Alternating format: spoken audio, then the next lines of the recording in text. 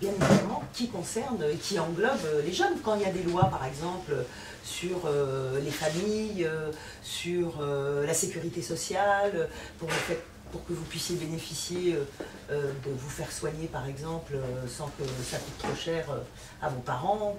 Voilà, donc ce sont des lois qui ne sont pas spécifiques jeunes, sauf bien sûr quand ça porte sur l'école, parce que là, ça vous concerne principalement, mais il y a des lois qui concernent les jeunes.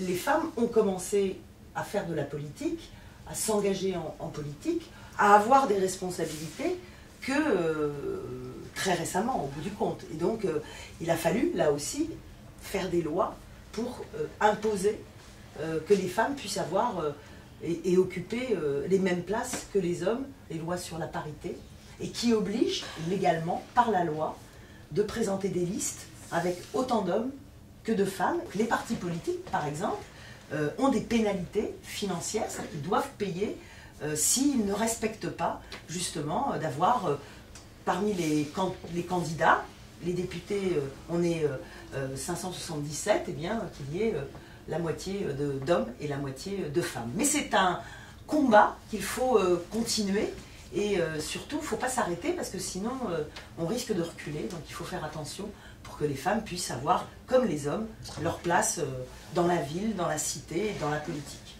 C'est vrai que ça m'est arrivé, bien sûr, d'avoir des débats très vifs avec des députés dans l'hémicycle sur des projets de loi, par exemple, parce qu'on n'était pas du tout d'accord. Quand un pays ne débat plus, c'est qu'il n'est pas démocrate. Et débattre, quelquefois, on n'est pas d'accord, on essaye, chacun avance ses arguments pour convaincre l'autre. Ça fait partie, là aussi, du jeu de la démocratie. Mais donc ça veut dire que quand vous vous battez, c'est pas vraiment de la démocratie, vu que vous n'êtes pas d'accord. Mais la démocratie, ça ne veut pas dire qu'on est tous d'accord. La démocratie, c'est le fait de pouvoir s'exprimer quand on n'est pas d'accord. Tu peux dire quelque chose avec lequel je ne serai pas d'accord et c'est pas pour autant que je vais te dire tu n'as plus le droit de vivre dans ce pays. Le travail sur la laïcité, c'est un travail quotidien.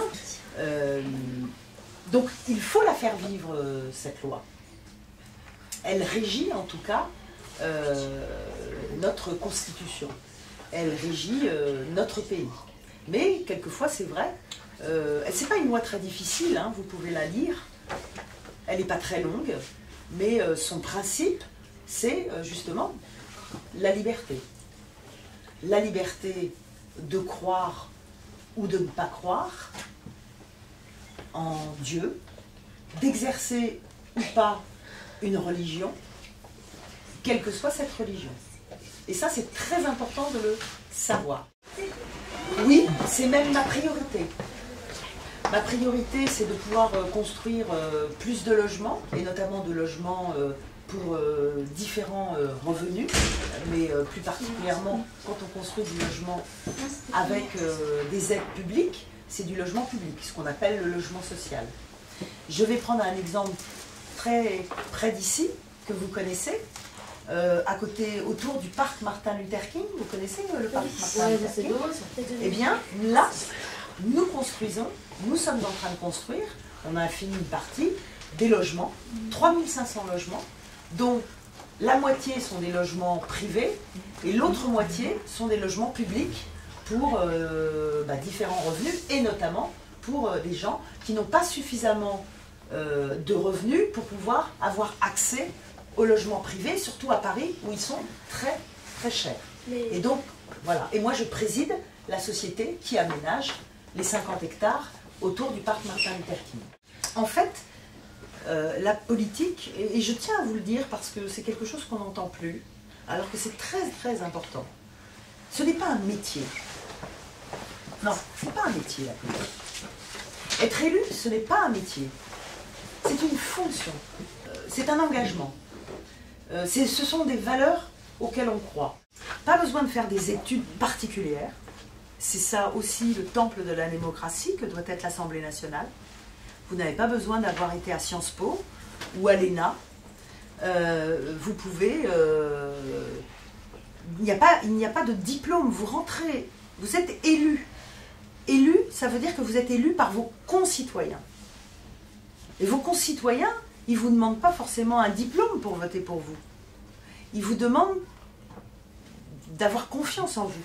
Il vous demande de vous engager. Il vous demande un projet. Il vous demande comment vous exercez votre mandat. Il vous demande comment vous allez tenir vos promesses. Il vous demande si la promesse que vous faites, qui est magnifique, géniale, à laquelle tout le monde adhère, on va pouvoir la faire ou pas. Quand le gouvernement, pour parler du 49.3, propose une loi que sa propre majorité ne veut pas et qu'il n'arrive pas à avoir suffisamment de députés pour voter sa loi et être majoritaire, eh bien il peut utiliser ce qu'on appelle un article, parce que le 49.3 c'est un article tout simplement hein, de la loi constitutionnelle, qu'il va appliquer pour passer sa loi. Le gouvernement ne peut pas du jour au lendemain décider, boum, j'impose le 49.3. Non, ça passe, je veux dire, un projet de loi, il est d'abord, avant d'être dans l'hémicycle, on travaille en commission. Il y a 8 commissions thématiques. Il y a quand même tout un travail qui se fait avant d'arriver au 49.3. Quand le 49.3 est engagé par le gouvernement, c'est qu'il estime, effectivement, c'est vrai, tu as raison, in fine, c'est le gouvernement qui passe, parce qu'il n'a pas obtenu une majorité. Mais il a essayé, en tout cas, de le faire. Il a essayé de le faire. Ça veut dire qu'il n'a pas réussi à convaincre.